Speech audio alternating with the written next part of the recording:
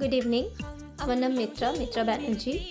আমি আজকে এই ভিডিওটা মেনলি বানাচ্ছি হচ্ছে সেই সব ছেলেমেয়েদের জন্য যারা নিজেদের প্যারেন্টসদেরকে ছেড়ে কর্মসূত্রে হোক বা অন্য কোনো সূত্রে হোক বাইরে থাকে।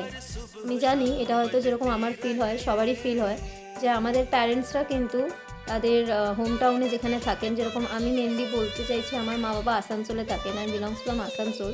বাট সেখানে না কোনো ভালো হেলথ কেয়ার নেই।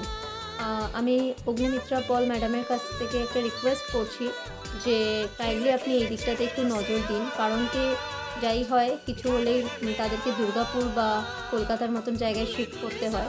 সেটা একটা সময় সাপেক্ষ ব্যাপার, সবসময় তো সময় দেওয়া হয় না ম্যাডাম। সো যদি পসিবল হয় কাইন্ডলি আপনি এই ব্যাপারটা দেখে একটু আর্জেন্টলি দেখুন।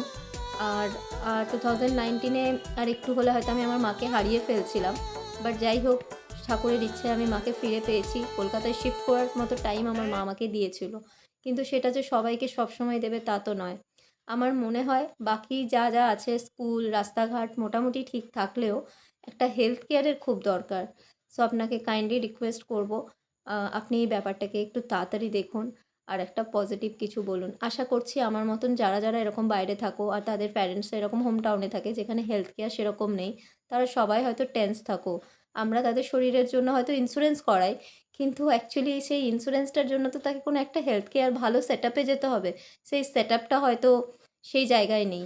আমি তার জন্য রিকোয়েস্ট করব ম্যাডাম, প্লিজ কাইন্ডলি আপনি এই দিকটা দেখবেন। Thank you.